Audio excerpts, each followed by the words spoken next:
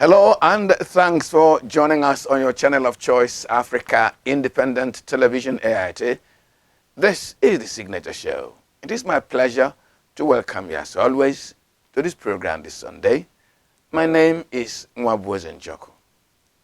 Now, in this edition of Signature Show, Constitutional Amendment, is the National Assembly ruining Nigerian family units?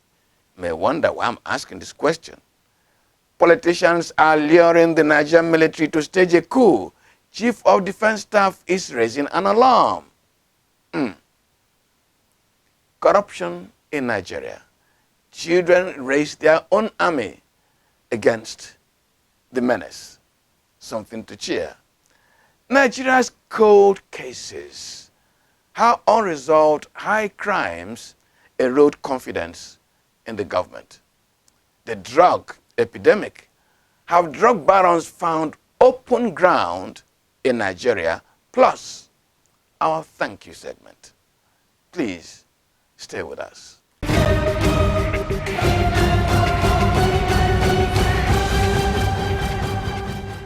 Now, let's begin today's program by acknowledging that the National Assembly has undertaken some fundamental changes in its present effort to amend the 1999 Constitution. Of great import is the devolution of powers by which the current amendment seeks to empower the states to undertake electricity generation and distribution without being compelled to get approval from the federal government. A very fundamental move. Similarly, the state governments can now initiate, build, and operate airports, seaports, and railway lines without seeking approval from the central government. Now, if the state legislatures can concur, then Nigeria would have made the economy a major driver of national development instead of our stifling political control. However, by one of the amendments, a married woman cannot claim to be an indigene of her husband's state, local government, or whatever. She remains an indigene of the state of her birth, her father and her mother. Now, just in case the legislators forgot, what this means is that the woman's children belong to a different state from their mother. A woman is thus reduced to a reproductive machine to populate the state of her marriage. Yet, if a Nigerian man marries a foreigner, that foreigner becomes a Nigerian and an indigene of the state of her husband. Something is definitely wrong with that. And I hope that our lawmakers will look at it again. Now, let's look at another development last week, which surely upset many Nigerians. The Chief of Defense Staff, General Lucky Irabor, was reported to have said that some politicians were luring the military to stage a coup against the present government. Of course, the Chief of Staff did not name these politicians.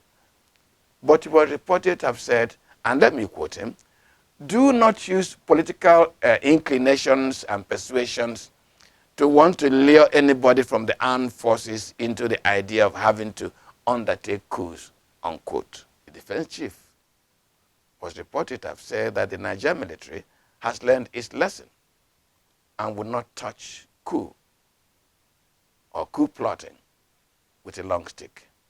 Now, for this kind of conversation to arise in Nigeria at all indicates that some of our politicians neither understand the urgent need to liberate the minds and development of Nigerian society, nor the great responsibility Nigeria showed us in the real emancipation of Africa and the black man. Anybody thinking coup in Nigeria is an enemy number one of the black man and this country and should be pulled like a tick from the Nigerian politics. This is the Signature Show on AIT. We take a break and return shortly. Please stay with us.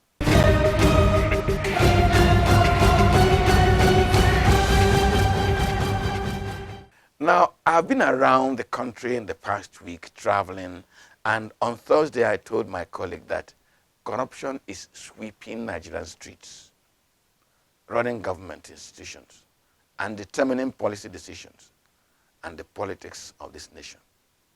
And I mean it, at every level.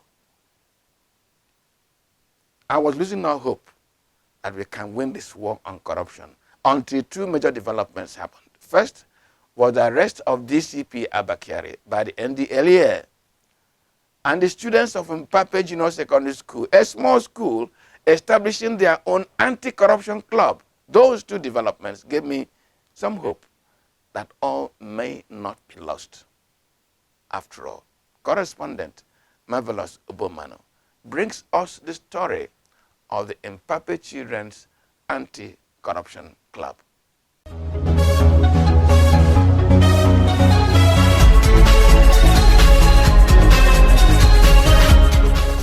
In a bid to strengthen the anti-corruption effort and make Nigeria a corrupt-free nation, students of Junior Secondary School, JSS Mpape Abuja, have vowed to take over the war on corruption.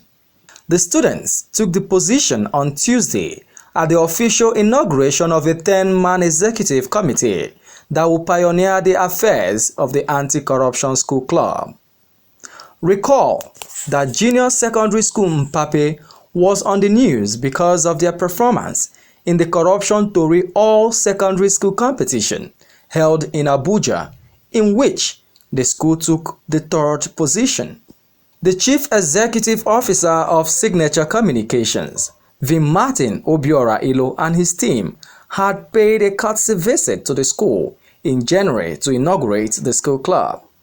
At the official inauguration of the executives, the students performed an anti-corruption song to show their resolve and determination to fight corruption at any level. I have decided to show corruption, no turning back, no turning back.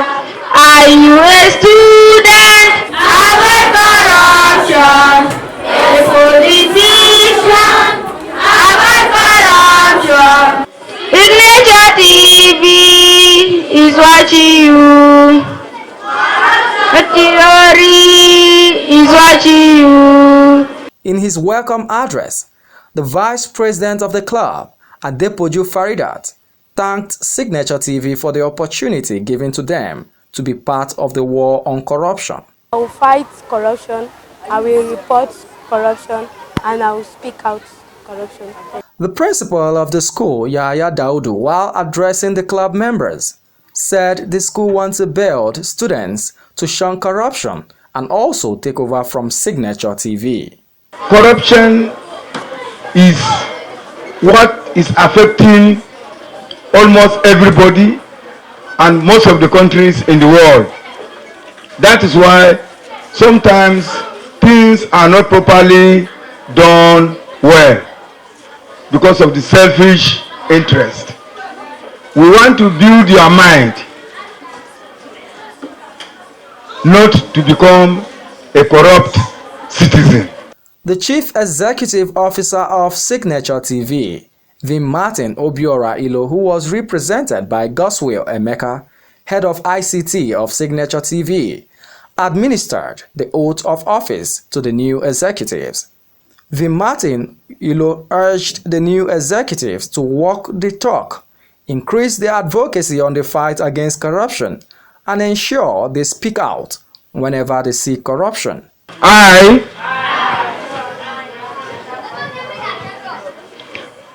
pledge to serve with all my strength, to be an anti-corruption model, to act with integrity in all my dealings, in thoughts and action, to pilot this club to be better and serve the nation and the school, so help me God. If you are telling your neighbor that you are an anti-corruption ambassador, you should not just be what? Saying it, you should do what? You should do it. You should what? You should do it.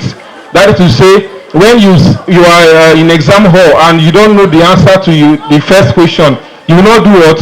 You will not do expo.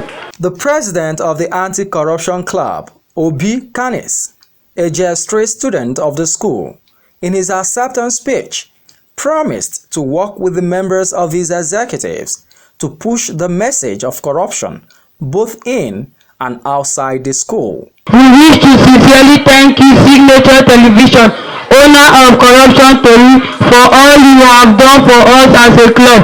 We promise to be vanguard for spreading the message in order to stop corruption in our schools and communities. The patron and matron of the club also spoke at the inauguration ceremony. We tend to go on sensitization of the entire students on the need to avoid corruption in their little way. They can play roles, talk to their fellow friends on the need to avoid corruption. Some of them lie to get school fees from their parents by increasing the amount. In their various environments too, they can also be vanguards of anti-corruption. Our aim is to include more members to this club by informing them about corruption, about how they need to speak the truth at all times. Even in school, they should show exam malpractice. High points of the inauguration were the delivery of the anti-corruption anthem and swearing in of the executives. Welcome to JSS Cafe. We fly corruption will be led. We fly corruption will stop. We fly corruption will be low. Signature TV, corruption story. Signature TV, welcome to JSS Cafe. Anti-Corruption Club in JSS Mpape is one of the school advocacy program of Corruption Tori to get school children involved in the fight against corruption.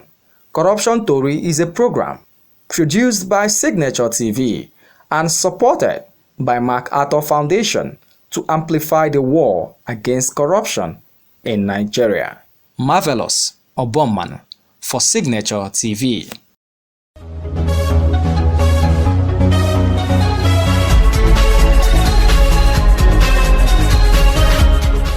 Well, thank you, Marvelous.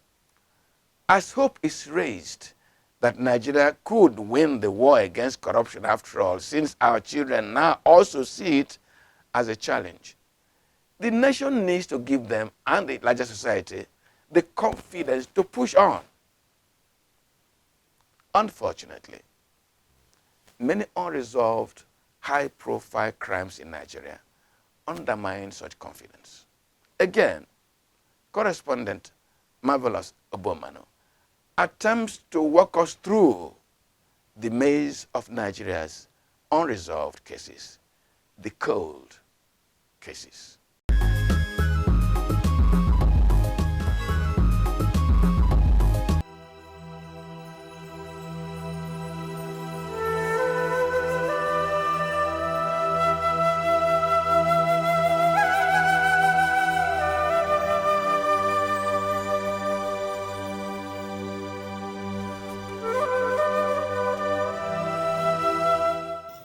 Recently, President Muhammadu Buhari told journalists at an interview that he had a candidate whom he would prefer to succeed him.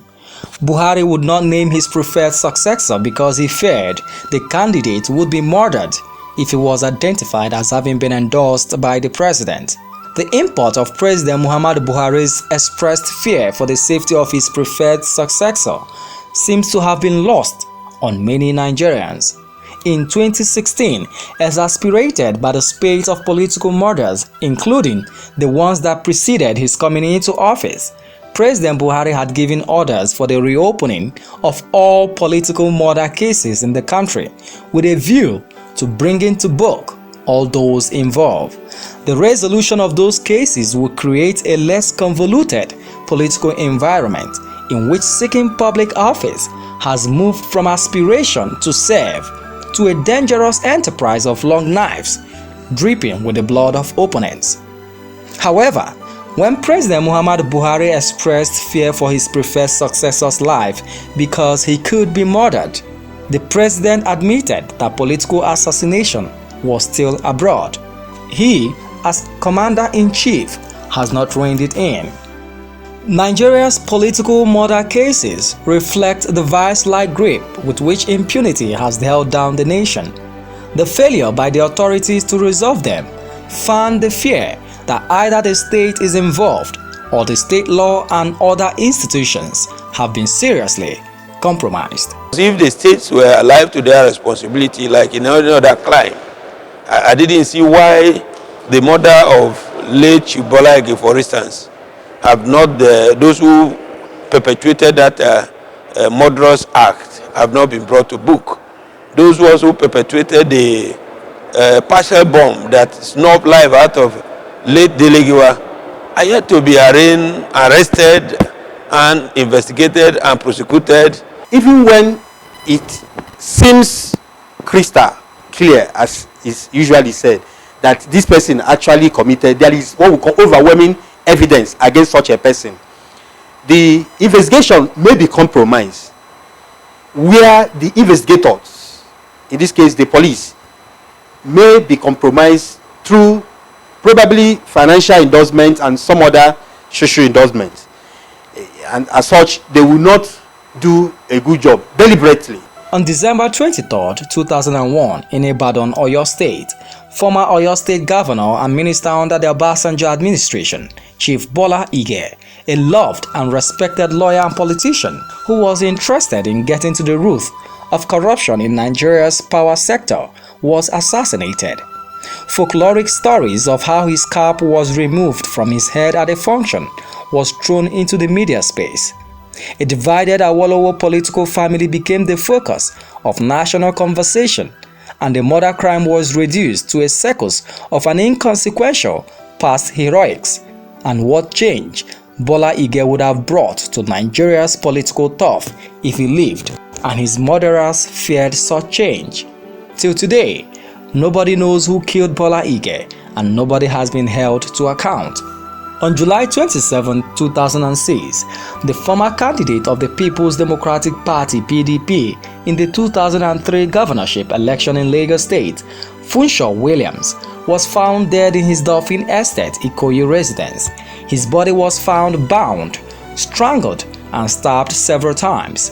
Funsho Williams was a member of General Sani Abacha's United Nigerian Congress Party, but moved to the more accepted political party in Lagos and the Southwest, the Alliance for Democracy (AD), before crossing to the PDP. The speculation in the media was that, having pursued with the Abacha hounds, he was about running with the free political heirs, and he had to pay with his life. Two people, Funsho Williams' campaign manager and a senator, were arrested on suspicion of complicity in the murder. However, the case went cold, if not dead. Harry Marshall, National Vice Chairman of the defunct All Nigeria's People's Party (ANPP), was Muhammad Buhari's presidential campaign coordinator in 2003.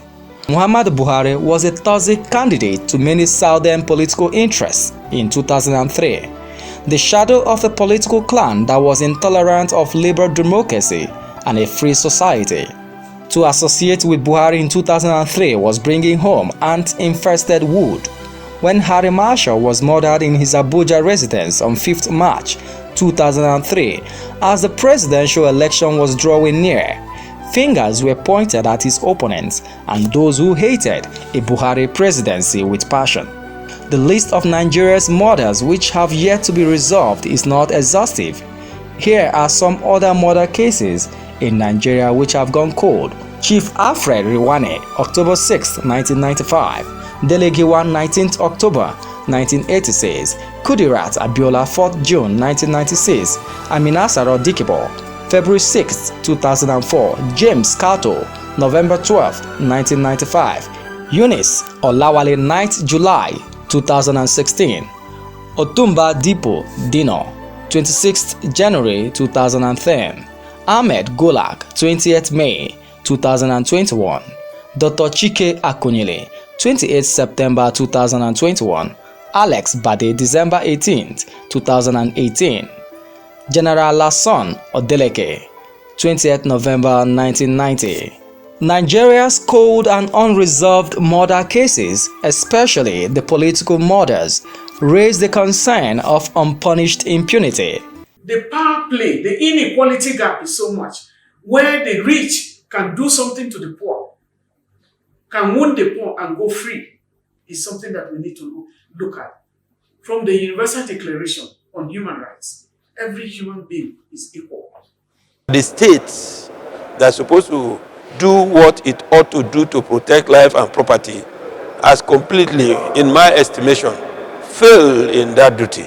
So that's why we have unresolved murder cases, cases that Nigerians appear to have even forgotten about them. In the heat of the NSAS protests, Nigerian youths accuse the police of brutality and extrajudicial killings. Can it be contemplated, therefore, that these unresolved killings can be traced to state actors? If not, why have they remained unresolved? Sometimes the investigation may not have done a good investigation to be able to tie that commission, the commission of the murder, to that person. There are reasons I can say that are responsible for not the investigation taking too long and then not holding that person to account. One, corruption. Two, lack of funds. Three, poor technical know-how. Furthermore, is the state incompetent or incapable resolving these cases to the extent that President Muhammadu Buhari now fears that mere mention of his preferred candidate in the 2023 presidential election will lead to the murder of the candidate? Who are these elusive merchants of death? The DSS in this country, they know everything about everybody. The police, investigation units of fraud or anything, they have all the details. ICPC, EFCC, they have details about people and they have access to the data. And so we cannot claim ignorance that if you want the right thing to be done, the same machinery cannot be used. But sometimes they turn it around and use it and select, do selected, sanctions. The states, a lot of times, may not have provided enough fund for the investigating authority, in this case the police. Investigation costs money anywhere in the world because there must be movement, there must be so many things are deployed. Where there is lack of fund to do that, even if the police wants to do a good job, they may not be able to do the job as needful. If these murders go unresolved and unpunished, other criminally minded state and non-state actors could become emboldened to undermine the security and safety of the citizens because nothing is seen to be the consequences of these murders. The citizen also loses hope and trust in the governments and governance. It is the failure of the state that are also emboldening the banditries, the kidnappers, the political office holders who engage in corrupt influence. And you know that there are no consequences in Nigeria. And so these are things that Nigerian citizens should be worried about. Greater percentage of these murder cases go unresolved. Therefore, they now lose confidence in the ability, capacity, and even the willingness of the state. Therefore, when that state, which is saddled with that responsibility, has failed over time for the citizen now has lost hope and confidence in that, and then that had now led the citizen to have to resort to what we call self-help. As these murders remain abroad, self-help becomes a rational reaction of injured groups and individuals. The prospect of a free-for-all self-help citizen reaction is dangerous to contemplate. To stop it, government must go beyond assurance and take steps to give a closure to these cold cases. In Abuja, Marvelous Oboman for The Signature Show.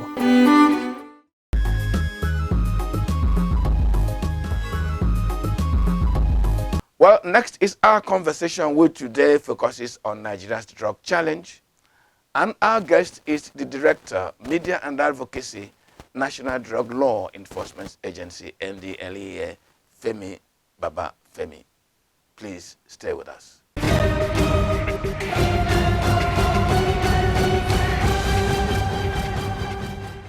Femi, you're welcome to the conversation. Thank you for having me on your program.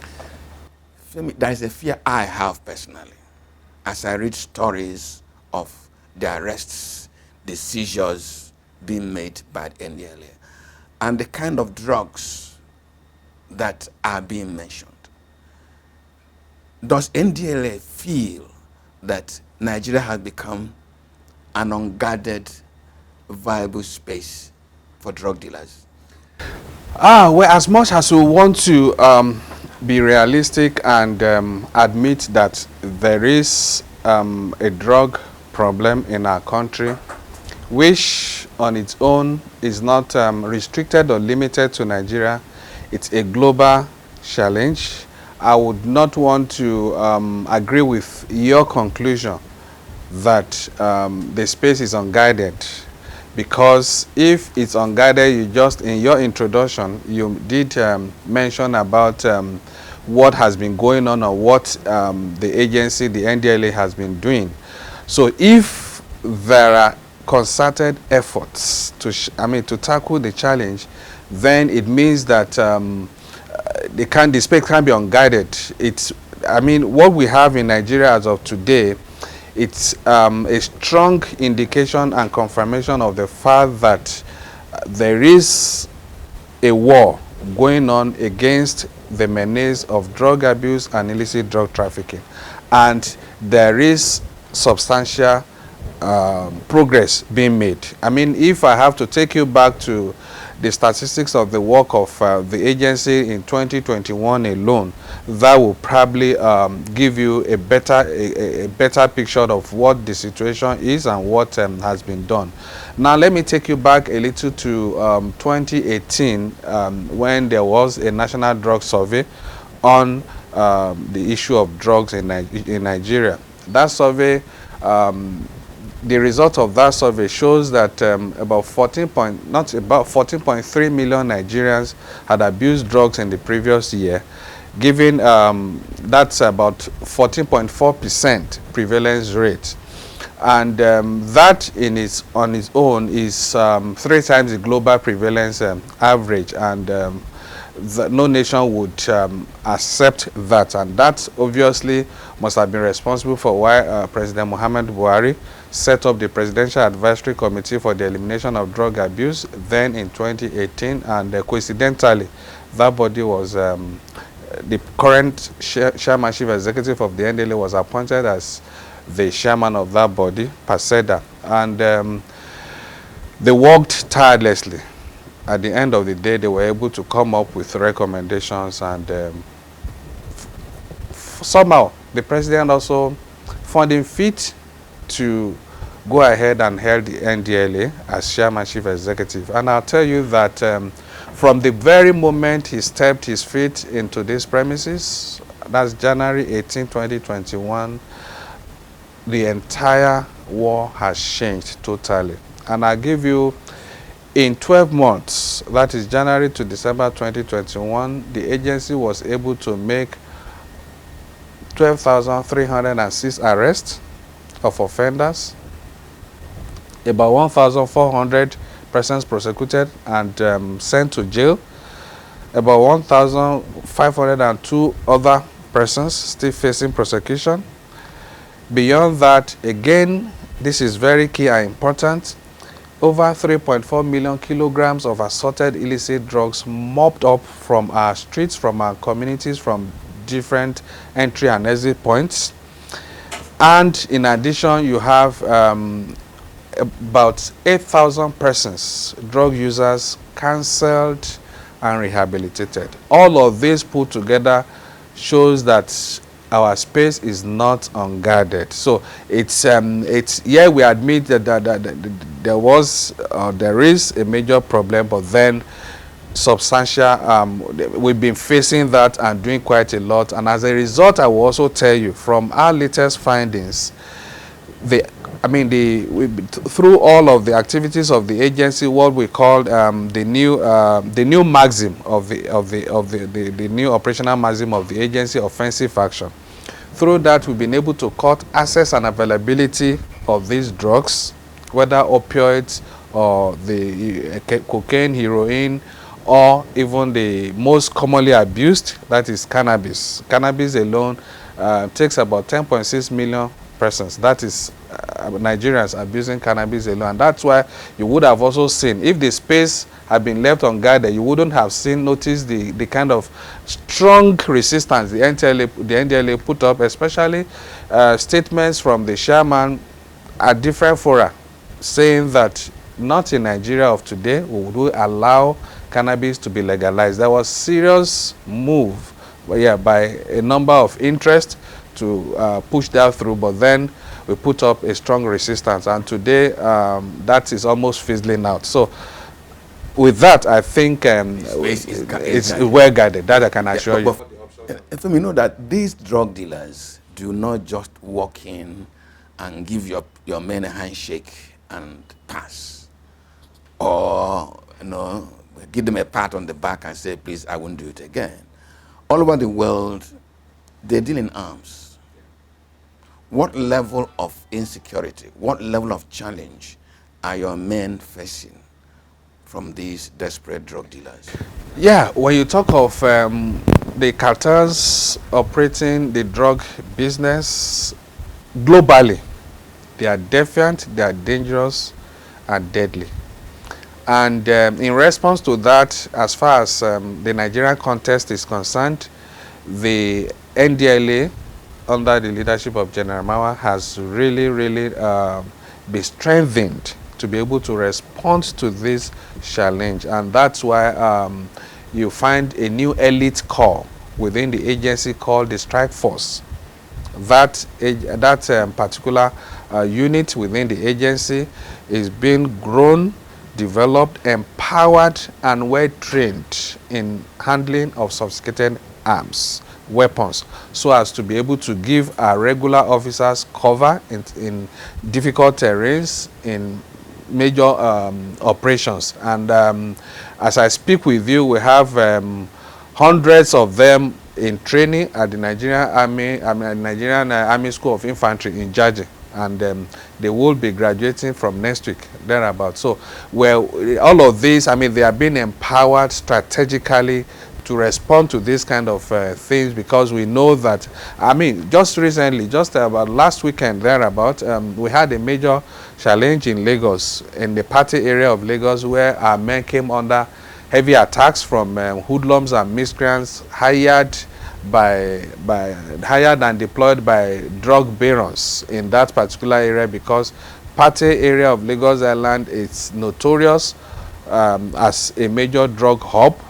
And our men moved in there, and lo and behold, we actually have 3 major drug kingpins marked for arrest that day, because we have sufficient information that they were on ground and their warehouses are filled, and so we needed to move in to make sure that we take them out and also evacuate those drugs. And we were just done with one operation with the arrest of Alaja Sherifat Lawa and some of her people, about 6 others, as well as the evacuation of the drugs in her warehouse, when suddenly the boys came out from all directions, firing gunshots, throwing stones, bottles, wielding machetes and cudgels, pursuing and chasing our men.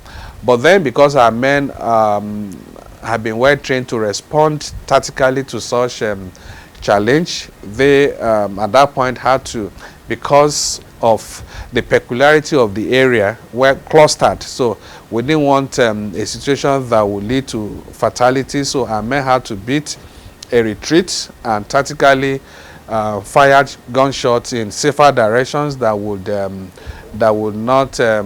allow them to live safely without also hurting people. And that's what you had happened last week. If not for that, if they had stayed back to want to effect the arrest of the others. Maybe it could have been a war situation, I mean, a different situation. But then we thank God that our men took the best decision in that particular situation. So I cited that to confirm or to buttress your point that, yeah, we're dealing with definitely, but we're responding. So we cannot, what we have simply shown is, if you are coming to attack armed law enforcement agents, you must be ready to suffer collateral damage.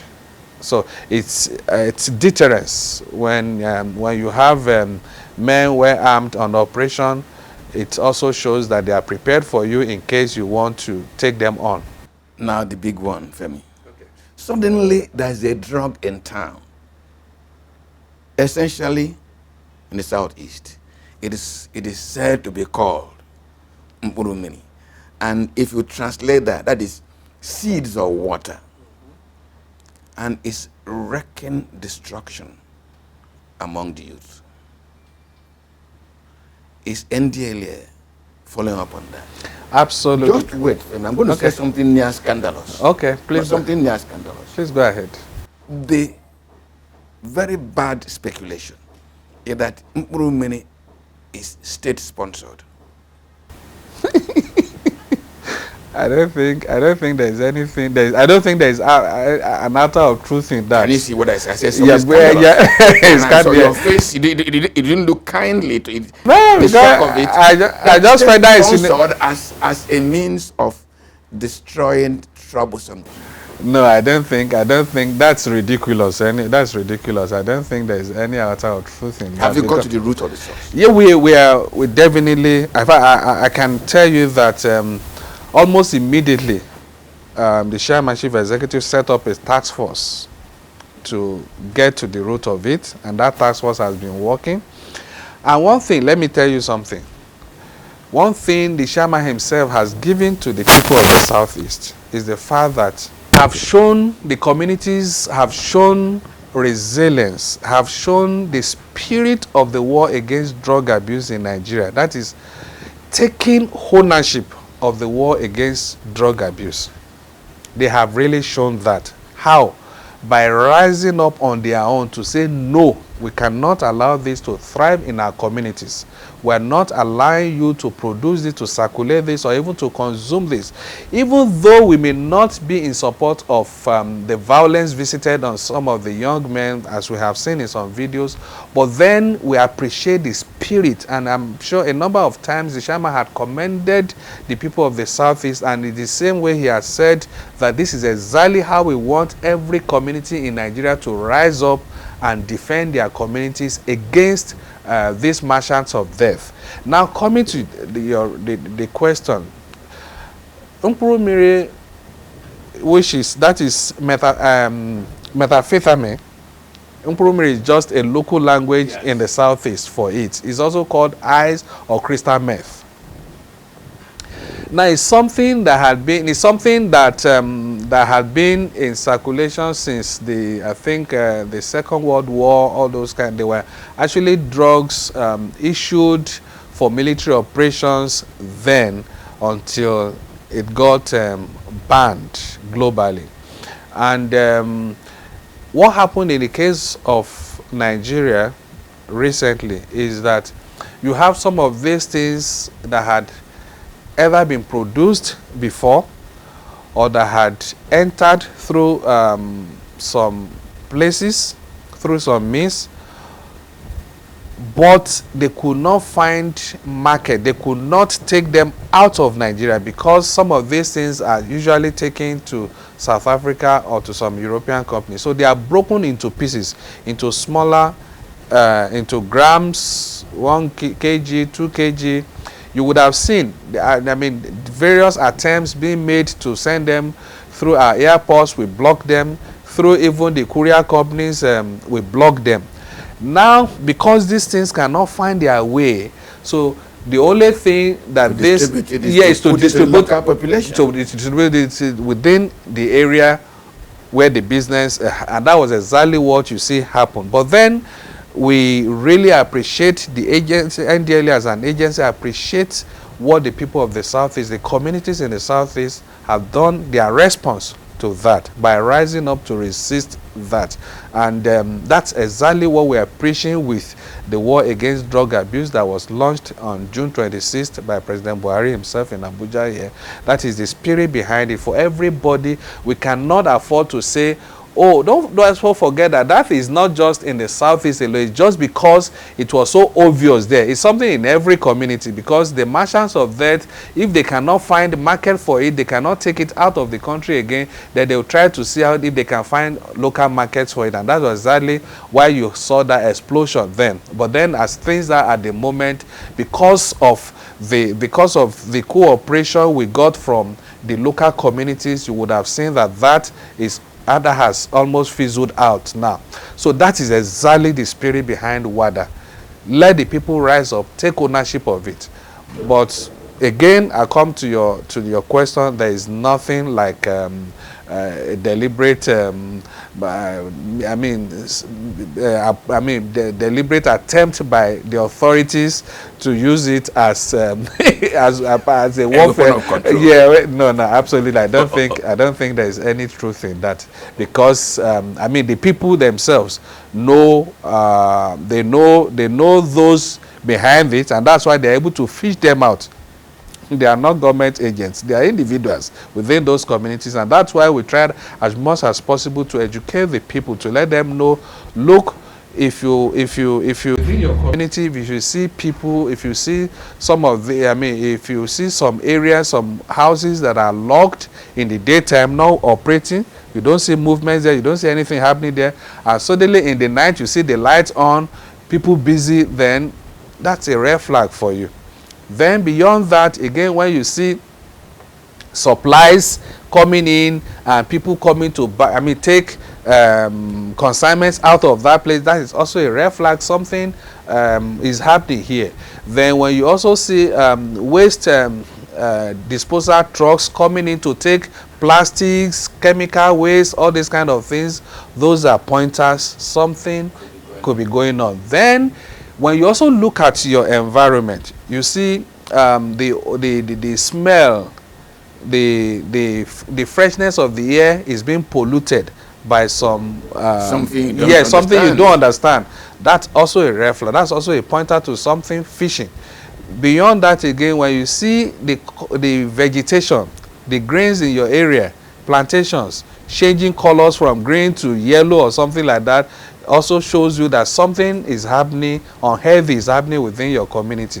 Again, when you have your waters, your wells from your borehole changing color or even giving a different taste, that's also a pointer to something happening. And that's why we encourage people, when you notice all of this, please contact the nearest command of the NDLA so that we can move in, check the environment, conduct forensic tests, and make sure that if we discover clandestine laboratory being operated there, we'll take them out.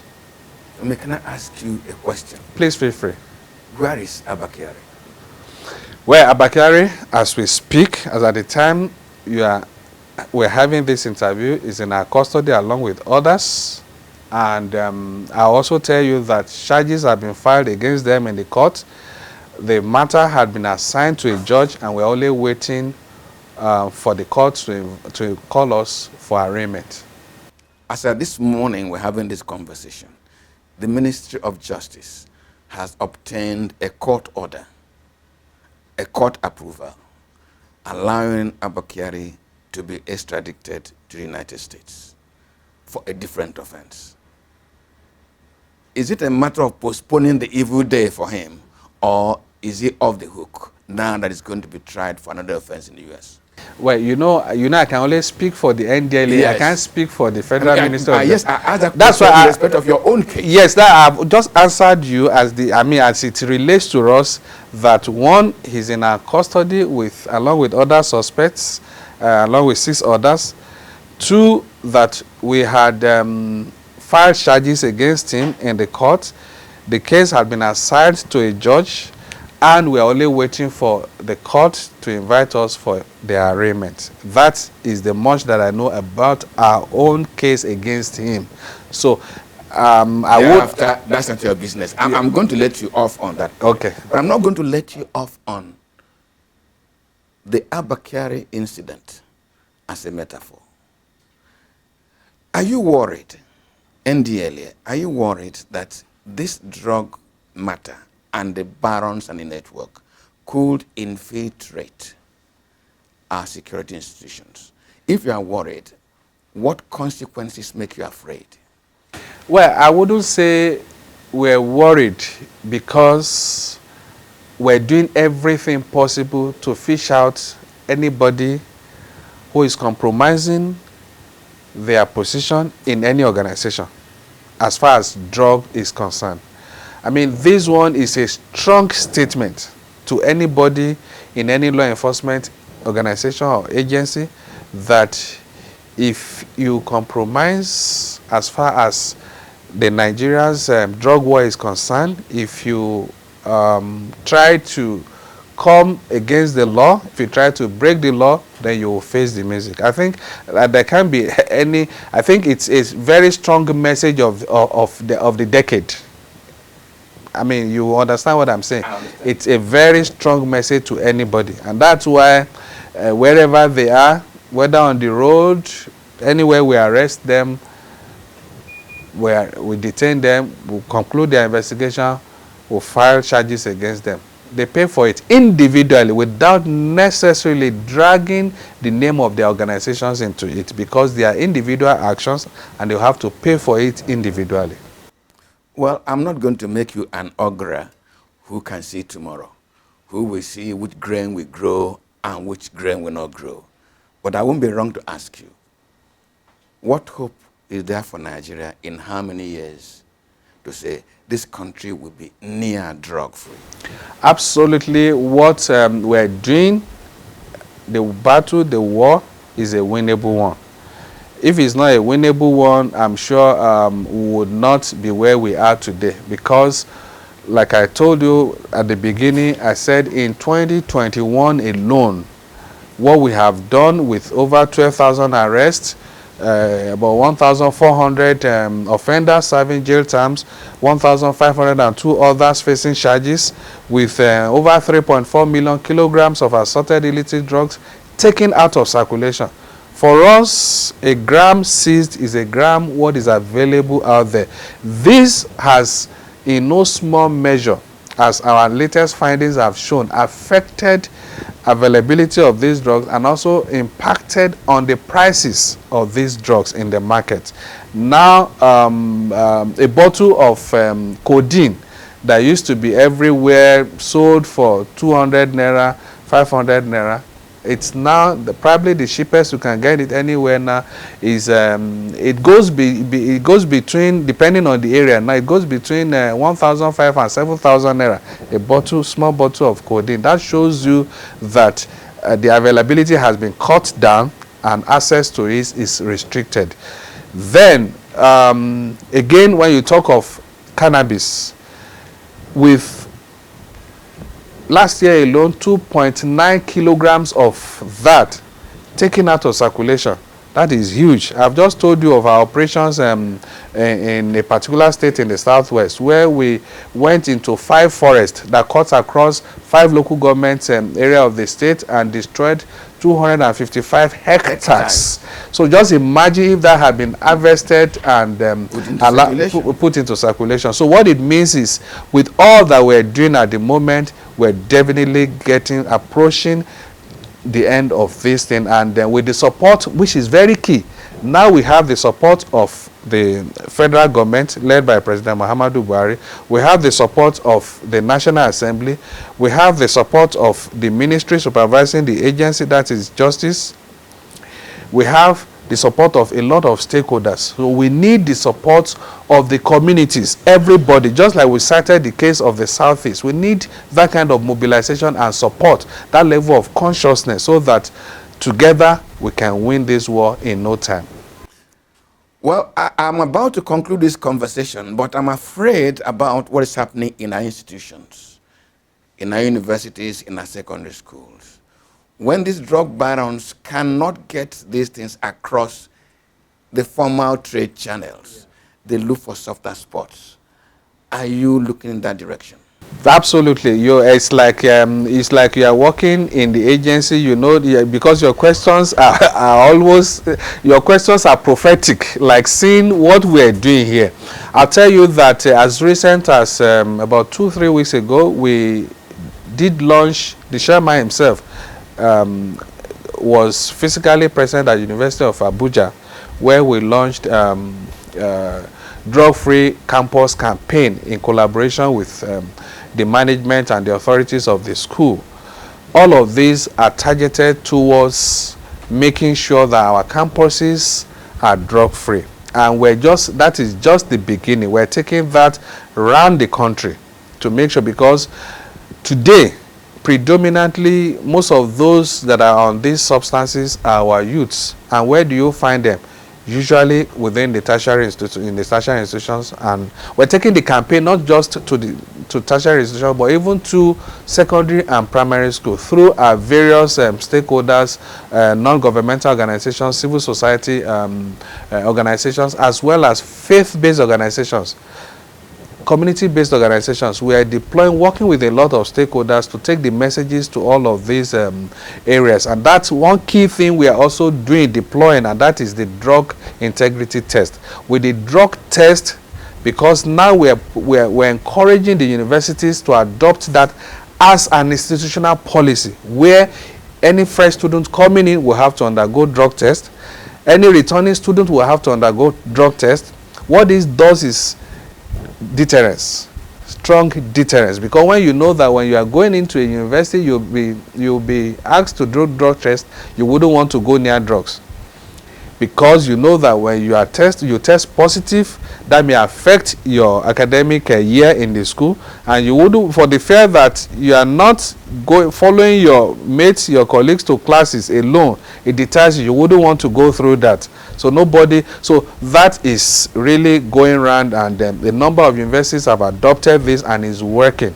And so we're doing all of that, and beyond that, we're also setting up WADA clubs across the institutions, not only in the universities. We're setting them up across all the tertiary institutions, up to our secondary schools. And also beyond that, we're also making sure that the drug education is also, even though it's already in the curriculum, but then we're encouraging schools, because it's not as a standalone subject. It's not taught as a standalone subject. It's embedded in other subjects like civic education, social studies, and what have you. So we're encouraging schools to bring these things out and let our children, right from the primary school, understand the dangers inherent in this, drug abuse, so that they can be well aware of what the impact this can have on their life, on their health, as well as on their career in life. Femi, thank you for coming to the conversation. Thanks for having me. Thank you.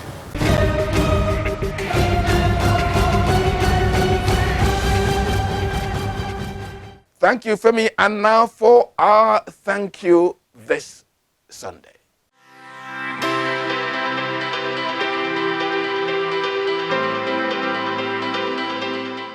Now, in the early 1970s, shortly after the Civil War, some gangling, bushy-haired, and ill-fed young men, slinging near abandoned guitars, drums, and conga, straggled into the Decca studio in Lagos, claiming to be the Oriental Brothers International Guitar Band. These boys had some exotic, if not funny names, like Aquila, Kabaka, Dansach, Ichida. Nobody could have taken these boys seriously until the Decca managers allowed them to put their old and worn instruments into use. It was brand new wine that would intoxicate high life fans across Nigeria. And before anybody knew what was happening, the Oriental Brothers International had forced the Mbise dance step onto the Lagos dance floor and created slangs, Sikwageshi, that drove presentation on radio stations. For making folklore into classics and creating a refreshing high life family, we say thank you to the Oriental Brothers International Guitar Band this Sunday.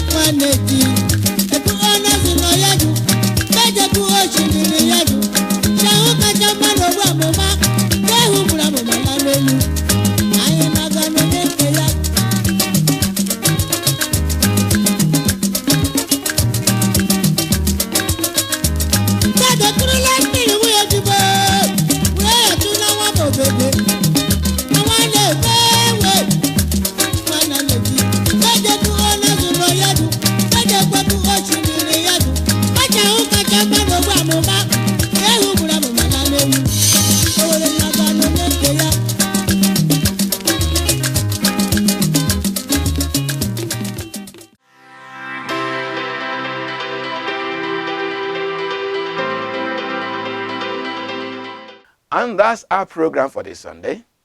Let's meet again next week. My name remains Wabos Njoko. Good afternoon.